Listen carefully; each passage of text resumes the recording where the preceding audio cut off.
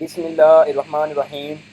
अस्सलामु अलैकुम स्टूडेंट्स, उम्मीद करता हूँ सब खैरियत से होंगे। अच्छा बेटा, कल हमने कम्प्लेक्सिटी क्लासेस का टॉपिक स्टार्ट किया था। उसमें हमने दो क्लासेस को डिस्कस कर लिया था, पी को और एन पी को। इस लेक्चर में हम लोग डिस्कस करेंगे एन पी हार्ड क्या होता है और एन पी कम्प्लीट क्या होता है। तो बेटा, इस लेक्चर को समझने के लिए ज़रूरी है कि आपके पिछले टॉपिक्स आपको याद हैं, जहाँ हमने computational problem, solvable problem, unsolvable problem जैसे कॉन्सेप्ट को डिस्कस किया था। आज हम कंप्यूटर साइंस के उन प्रॉब्लम्स के बारे में बात करेंगे जो इतने मुश्किल होते हैं कि उनके लिए एफिशिएंट सॉल्यूशन ढूंढना बहुत चैलेंजेबल होता है। तो बेटा, जब हम किसी प्रॉब्लम को कंप्यूटर की मदद से सॉल्व करते हैं तो सबसे पहला सवाल ये होता है कि क्या ये प्रॉब्लम सॉल्व की जा सकती है। अगर जवाब यस हो तो अगला सवाल होता है इसे सॉल्व करने में कितना टाइम लगेगा। कुछ प्रॉब्लम्स ऐसी होती हैं जो कंप्यूटर बहुत जल्दी सॉल्व कर लेता है, लेकिन कुछ प्रॉब्लम्स ऐसी होती हैं जिनका सलूशन थ्योरेटिकली मौजूद होता है, मगर प्रैक्टिकल लाइफ में उन्हें सॉल्व करने के लिए इतना ज़्यादा टाइम लग सकता है कि वो ऑलमोस्ट इम्पॉसिबल लगने लगती हैं। इसी तरह की प्रॉब्लम्स को समझने के लिए कंप्यूटर साइंटिस्ट ने डिफरेंट कम्प्लेक्सिटी क्लासेस बनाई हैं। आज हम उनमें से दो को डिस्कस करेंगे। एक है जी एनपी हार्ड, दूसरा है एनपी कंप्लीट। ये दोनों टर्म्स पहली नज़र में मुश्किल लगती हैं, लेकिन लेक्चर के एंड तक आप इंशाल्लाह इन्हें आसानी से समझ चुके होंगे। तो बेटा, एनपी हार्ड और एनपी कंप्लीट कंप्यूटर साइंस के एडवांस कॉन्सेप्ट में से एक है, जो हमें बताता है कि कोई प्रॉब्लम कितनी डिफिकल्ट है और उसे एफिशिएंटली सॉल्व करना कितना चैलेंजेबल होता है। आज के लेक्चर में हम एनपी हार्ड प्रॉब्लम को समझेंगे, एनपी हार्ड की कुछ एग्जांपल्स लेंगे, इसी तरह एनपी कंप्लीट को पढ़ेंगे, उसकी एग्जांपल को डिस्कस करेंगे। फिर इनके दरमियान हम कंपैरिजन को देखेंगे कि पी, एनपी, एनपी हार्ड और एनपी कंप्लीट इनका क्या ताल्लुक है, क्या रिलेशन है। एक टेबल के जरिए से हम इनको कंपेयर करेंगे, मवाजना करेंगे।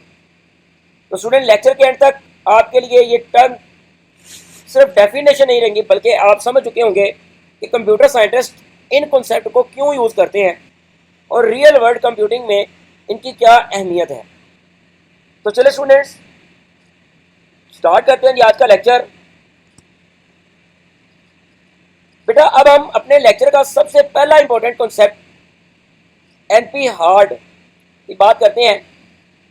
सबसे पहले इसकी डेफिनेशन को देखते हैं जी। डेफिनेशन को देखकर स्टूडेंट अक्सर कंफ्यूज हो जाता है, क्योंकि ये थोड़ी टेक्निकल लगती है। इसलिए पहले मैं कॉन्सेप्ट को सिंपल लैंग्वेज में समझाता हूँ कि बेटा, कंप्यूटर साइंस में कुछ प्रॉब्लम्स ऐसी होती हैं जो बहुत डिफिकल्ट होती हैं, इतनी मुश्किल कि आज तक उनके लिए कोई एफिशिएंट एल्गोरिदम डिस्कवर नहीं हो सका।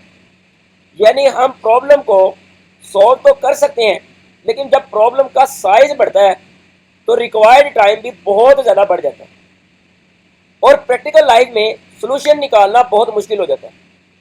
ऐसी डिफिकल्ट प्रॉब्लम्स को एनपी हार्ड कैटेगरी में रखा जाता है। तो स्लाइड पर अगर आप देखें तो लिखा हुआ है, NP hard problems are a class of problems that are at least as difficult as the hardest computer problems in non deterministic polynomial time. तो बेटा, इस स्टेटमेंट का सिंपल मतलब ये है कि एनपी हार्ड प्रॉब्लम्स एनपी की सबसे डिफिकल्ट प्रॉब्लम से भी कम डिफिकल्ट नहीं होती। यानी अगर एनपी में कोई बहुत डिफिकल्ट प्रॉब्लम है तो एनपी हार्ड प्रॉब्लम उसके बराबर या उससे भी ज़्यादा डिफिकल्ट हो सकती है। अब एक और इम्पोर्टेंट बात समझे कि एनपी हार्ड का मतलब ये नहीं है कि प्रॉब्लम इम्पॉसिबल है, बल्कि इसका मतलब ये है कि प्रॉब्लम को एफिशिएंटली सॉल्व करना बहुत मुश्किल है। इसलिए कंप्यूटर साइंटिस्ट आज भी इन प्रॉब्लम्स पर रिसर्च कर रहे हैं। तो बेटा, एग्जाम के लिए सिंपल आप याद रख सकते हैं कि the NP hard problems are extremely difficult computational problems for which no efficient solution is known. कि एनपी हार्ड प्रॉब्लम्स ऐसी प्रॉब्लम है जिनका एफिशिएंटली सॉल्यूशन मौजूद नहीं है। ये लाइन आपके कॉन्सेप्ट के लिए क्लियर है। तो यहाँ पे भी लिखा हुआ है, solving an NP hard problem is challenging इसको सॉल्व करना चैलेंजिंग है। And no efficient algorithm is known for finding a solution, और इसके लिए हमारे पास कोई एफिशिएंट सोल्यूशन एल्गोरिदम मौजूद नहीं है। तो बेटा अब हम NP-hart की फेमस एग्जाम्पल की तरफ आते हैं। ये हमने पीछे भी एक एग्जाम्पल डिस्कस की थी, ट्रैवलिंग सेल्समैन प्रॉब्लम, जिसकी शॉर्ट फॉर्म है जी TSP। सबसे पहले नाम को समझते हैं कि ट्रैवलिंग सेल्समैन का मतलब है क्या। तो ट्रैवलिंग सेल्समैन का मतलब है एक सेल्समैन जो डिफरेंट सिटीज में ट्रैवल करता है। अब फर्ज करें एक सेल्समैन है, इसको 10 सिटीज में विजिट करना है या 20 सिटी में विजिट करना है, उसे हर सिटी को सिर्फ एक दफा विजिट करना है और आखिर में वापस अपनी पहली पोजीशन पर, अपने स्टार्टिंग पॉइंट पर पहुंचना है। तो सवाल यह है, ऐसा शॉर्टेस्ट पॉसिबल रूट कौन सा होगा। तो स्टूडेंट शुरू में ये प्रॉब्लम बहुत सिंपल लगेगी, लेकिन जैसे जैसे सिटीज की तादाद आप बढ़ाते जाएंगे तो पॉसिबल रूट्स की तादाद भी बहुत तेजी से बढ़ती जाएगी। अगर 4 शहर हैं तो पॉसिबिलिटी कम होगी, अगर 10 शहर हैं तो पॉसिबिलिटी बहुत ज़्यादा आ जाएगी, और अगर 50 या 100 शहर की बात करें तो उनके जो रूट्स हैं वो बहुत ज़्यादा हो जाएंगे। कि तमाम रूट्स को चेक करना प्रैक्टिकली इम्पॉसिबल हो जाएगा। इस वजह से travelling salesman problem NP-hart category में रखी जाती है। ये तो यहाँ पे लिखा भी हुआ है, a well known example of NP-hart problem is the travelling salesman problem which we discovered in session, जिसको हमने पिछले सेशन में भी डिस्कस किया हुआ था। तो बेटा रियल लाइफ एग्जांपल की बात करते हैं। मान लीजिए कि कुरियर कंपनी है, जैसा कि TCS है या लेपर्ड है। रोजाना उनके डिलीवरी राइडर्स को बहुत सारे एड्रेस पर पार्सल को डिलीवर करना होता है। अगर राइडर गलत रूट चूज करे तो फ्यूल ज़्यादा कंज्यूम होगा, टाइम ज़्यादा लगेगा और डिलीवरी लेट हो जाएगी। लेकिन अगर शॉर्टेस्ट रूट मिल जाए तो कंपनी का जो वक्त है वो भी बचेगा, पैसे वो भी बचेंगे। इसीलिए कुरियर कंपनीज, लॉजिस्टिक्स कंपनीज और ट्रांसपोर्ट सिस्टम्स इस प्रॉब्लम को सॉल्व करने की कोशिश करते हैं। इसी तरह फूड डिलीवरी ऐप है, एयरलाइन रूट प्लानिंग है, स्कूल ट्रांसपोर्ट सिस्टम है। ये तमाम एग्जांपल्स इससे मिलती जुलती। तो स्टूडेंट इसी वजह से ट्रैवलिंग सेल्समैन प्रॉब्लम सिर्फ टेक्स्ट बुक एग्जांपल नहीं है, बल्कि रियल वर्ल्ड में भी बहुत इंपॉर्टेंट प्रॉब्लम है, और ये NP-hart प्रॉब्लम की सबसे फेमस एग्जांपल मानी जाती है। यहाँ एक बात याद रखें, जितने ज़्यादा शहर होंगे उतनी ज़्यादा कम्प्लेक्सिटी बढ़ेगी, और इसी वजह से एफिशिएंट एग्जैक्ट सोल्यूशन ढूंढना बहुत ज़्यादा मुश्किल हो जाता है। उम्मीद है बेटा आपको NP-hart की समझ आ गई होगी कि NP-hart क्लास से मुराद ऐसी क्लास है जो PNP क्लास से बहुत ज़्यादा मुश्किल है, नामुमकिन नहीं है। मतलब ऐसी प्रॉब्लम जो नामुमकिन है। हमने NP पढ़ा था तो उसके अंदर प्रॉब्लम को, सोल्यूशन को फाइंड करना मुश्किल है, लेकिन उसको चेक करना बहुत ज़्यादा आसान है। तो यहाँ पर हमें उसका जो सोल्यूशन है वो फाइंड करना ना होने के बराबर, इम्पॉसिबल के बराबर हो जाता है। क्लियर है जी। तो चलते हैं जी स्टूडेंट नेक्स्ट स्लाइड की तरफ। तो बेटा अब हम कम्प्लेक्सिटी क्लासेस की एक और बहुत इंपॉर्टेंट कैटेगरी की तरफ आते हैं, जिसका नाम है जी NP कंप्लीट। NP कंप्लीट को समझने के लिए हमें NP और NP-hart दोनों कॉन्सेप्ट को याद रखना पड़ेगा। सबसे पहले अगर आप देखें तो इसकी डेफिनेशन नजर आ रही होगी। डेफिनेशन में लिखा हुआ है, NP complete problems from a special subject of NP problems, they are both in NP and as hard as the hardest problem in NP। तो स्टूडेंट सिंपल वर्ड्स में NP कंप्लीट वो प्रॉब्लम होती है जो NP में भी होती है और NP-hart में भी होती है। मतलब NP और NP-hart दोनों की कंबाइंड प्रॉब्लम्स इकट्ठी कर दी जाए तो वो आपकी NP कंप्लीट कहलाएगी। यानी ये प्रॉब्लम्स दोनों कैटेगरी की प्रॉपर्टीज रखती हैं। एक तरफ इनका सॉल्यूशंस को एफिशिएंट वेरीफाई किया जा सकता है, और दूसरी तरफ ये इतनी डिफिकल्ट होती हैं कि इनके लिए कोई अननोन एफिशिएंट एल्गोरिथम मौजूद ही नहीं है। इसलिए NP कंप्लीट को कंप्यूटर साइंस की सबसे इंपॉर्टेंट कम्प्लेक्सिटी क्लास में से एक माना जाता है। स्लाइड पर जो डेफिनेशन दी गई है उसका सिंपल मतलब ये है कि जी आप problem is NP complete if belongs to NP and NP hard. क्या एक इंपॉर्टेंट बात समझ लें कि हर NP complete problems NP hard होती है, लेकिन एनपी हार्ड प्रॉब्लम जरूरी नहीं कि एनपी कंप्लीट हो। ये पॉइंट एग्जाम में अक्सर पूछा जाता है, इसलिए इसे अच्छी तरह से याद रखिएगा। अब सवाल ये है कि एनपी कंप्लीट प्रॉब्लम्स इतनी फेमस क्यों है। इसकी वजह यह है कि अगर किसी एक एनपी कंप्लीट प्रॉब्लम के लिए एफिशिएंट सॉल्यूशन मिल जाए तो थ्योरेटिकली एनपी की तमाम प्रॉब्लम्स को एफिशिएंटली सॉल्व किया जा सकता है। इसी वजह से दुनिया भर के रिसर्चर्स की ये कोशिश है कि एनपी कंप्लीट प्रॉब्लम्स पर रिसर्च की जाए और इसको सॉल्व किया जाए। बेटा एग्जाम के लिए एक सिंपल लाइन को आप याद रखें कि NP complete problems are the hardest problem. ये एक हार्डेस्ट प्रॉब्लम में से एक है विद एन एनपी जो कि एनपी है, वो solutions can be verified efficiently, जिसके सॉल्यूशन को आप वेरीफाई कर सकते हैं। ये लाइन कॉन्सेप्ट को क्लियर करने के लिए बहुत इंपॉर्टेंट है। तो नेक्स्ट हमारे पास यहाँ लिखा हुआ है दिस मीन, जिसका मतलब है that these problems are particularly challenging and if it you can solve one NP complete problem efficiently, कि अगर आप एक एफिशिएंटली प्रॉब्लम को सॉल्व कर लें you can solve all NP problems. तो इसका मतलब है, तो इसका सिंपल मतलब है कि आप बाकी तमाम एनपी प्रॉब्लम्स को भी एफिशिएंटली सॉल्व कर लेंगे। तो स्टूडेंट चलते हैं जी इसकी एग्जांपल की तरफ। इसका नाम है जी नैपसैक प्रॉब्लम। तो बेटा सबसे पहले नैपसैक का मतलब समझते हैं। इसका मतलब होता है बैग या थैली, मतलब थैला जिसके अंदर कोई ना कोई चीज़ आप रख सकते हैं। अब फर्ज करें आपके पास एक बैग है और उस बैग की कैपेसिटी लिमिटेड है, यानी उसमें सिर्फ एक स्पेसिफिक वेट तक ही सामान आप रख सकते हैं। अब आपके पास डिफरेंट आइटम्स हैं, हर आइटम का अपना वेट भी है और अपनी वैल्यू भी है। सवाल यह है बैग में कौन कौन सी चीज़ें रखी जाएं ताकि टोटल वैल्यू मैक्सिमम और बैग की कैपेसिटी भी एक्सीड ना हो। इसको सिंपल अगर आप अपनी रियल लाइफ के साथ ऐड करें तो आपका अपना बैग है, अब उसमें बुक्स रखनी है, बैग बड़ा भारी हो जाता है, उठाया नहीं जाता, तो आप क्या करेंगे, सिर्फ वो बुक्स रखेंगे जो कि ज़रूरी है, जो आप क्लास में लेके जाना बहुत ज़्यादा इंपॉर्टेंट है, ज़रूरी है, क्योंकि वह गुजारा नहीं है। बाकी जो की बुक्स वगैरह है वो आप घर में भी इजीली रख सकते हैं क्योंकि उनकी ज़रूरत आपको घर में पड़ेगी।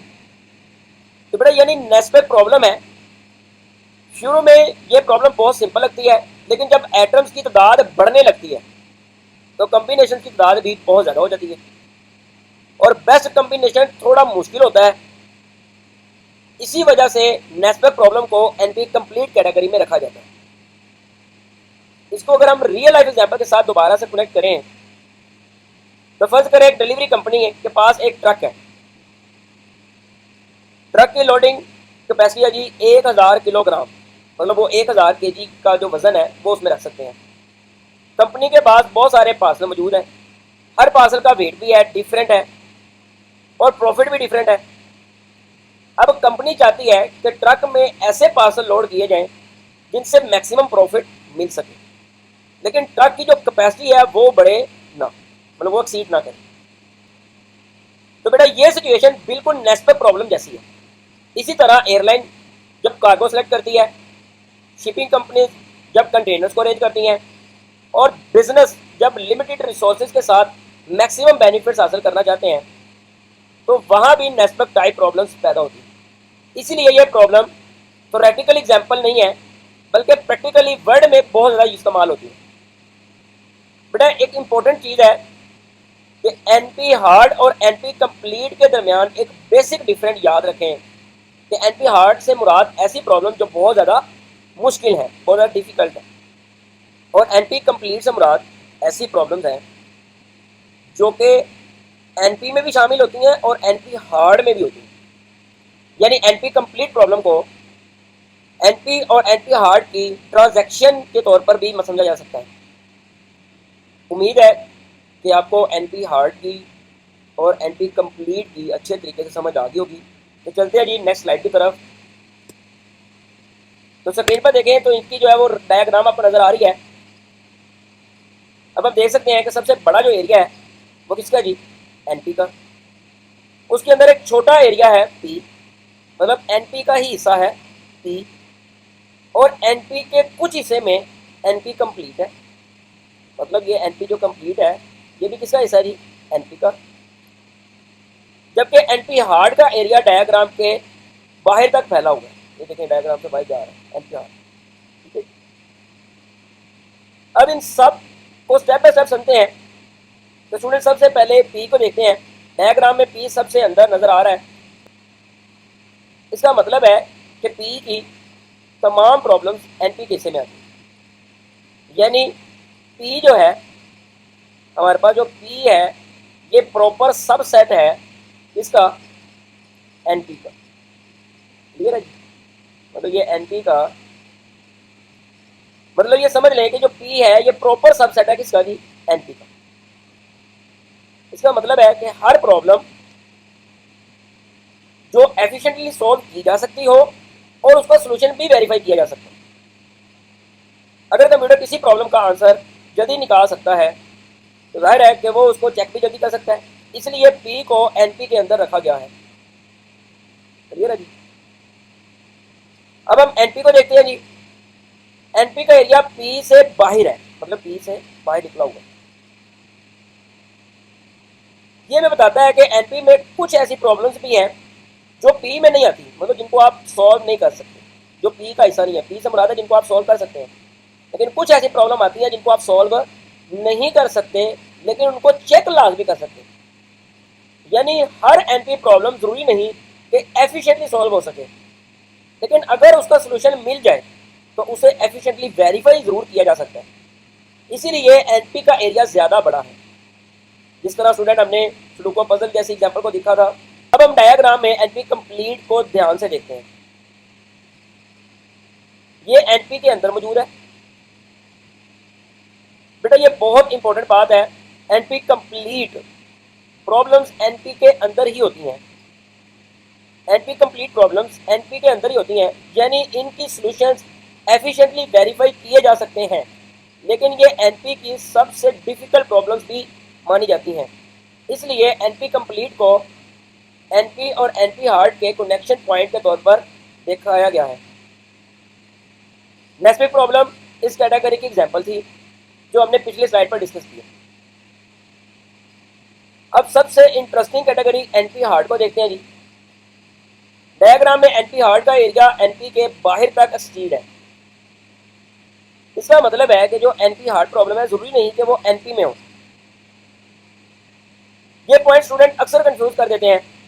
याद रखें एनपी कंप्लीट प्रॉब्लम्स एनपी के अंदर होती है, लेकिन एनपी हार्ड जो है वो एनपी में नहीं होती, इसलिए एनपी हार्ड का जो एरिया सबसे बड़ा दिखाया गया है। ट्रैवलिंग सेल्स में प्रॉब्लम को हमने एनपी हार्ड की एग्जांपल के तौर पर पढ़ा था, इज एनपी कंप्लीट, क्लियर है। ये स्टेटमेंट अक्सर एमसीक्यू और शॉर्ट क्वेश्चन में पूछी जा सकती है। तो बेटा उम्मीद है कि आपको क्लियर हो गया होगा। अब स्लाइड पर आपको एक और इंपॉर्टेंट पॉइंट नजर आ रहा है, डू यू नो, क्या आप जानते हैं, मतलब कंप्यूटर साइंस की हिस्ट्री में ये सबसे फेमस अनसॉल्वेबल क्वेश्चन है। सवाल यह है कि क्या पी और एनपी इक्वल है, मतलब पी और एनपी क्या ये दोनों जो है वो इक्वल है। मतलब जो प्रॉब्लम्स एफिशिएंटली वेरीफाई की जा सकती हैं क्या उन्हें एफिशिएंटली सॉल्व भी किया जा सकता है। आज तक किसी साइंटिस्ट के पास इस सवाल का फाइनल आंसर नहीं है।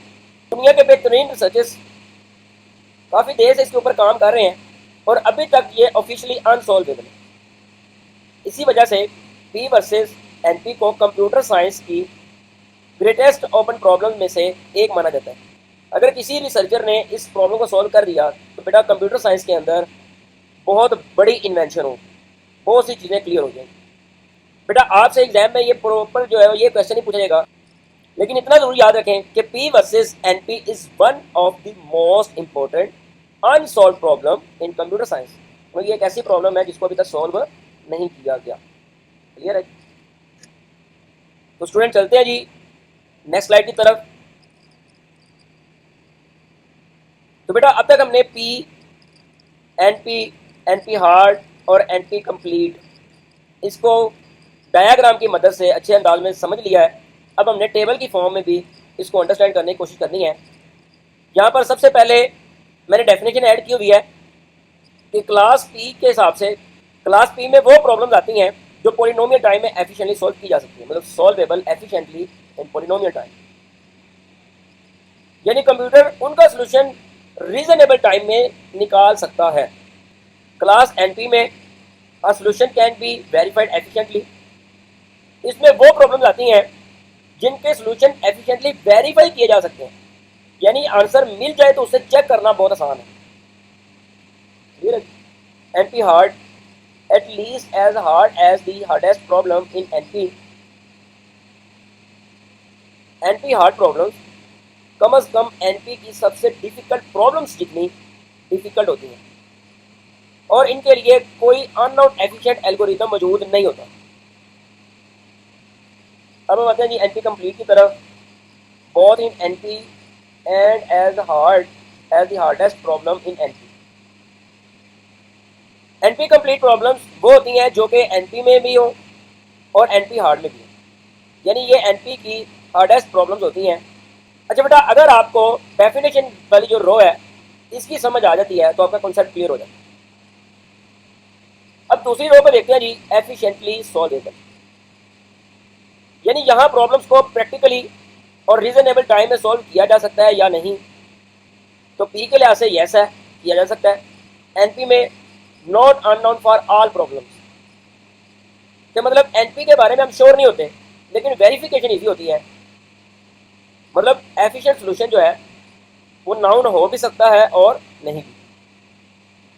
फिर आते हैं जी NP hard, no efficient algorithm noun.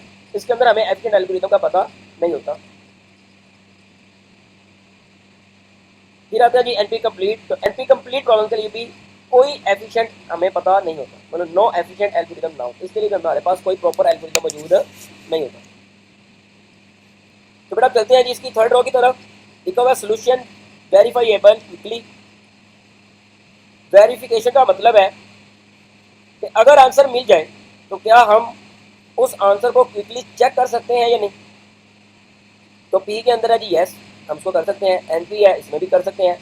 NP hard है, not necessarily in NP. NP के अंदर आप उसको जो है वो चेक नहीं कर सकते।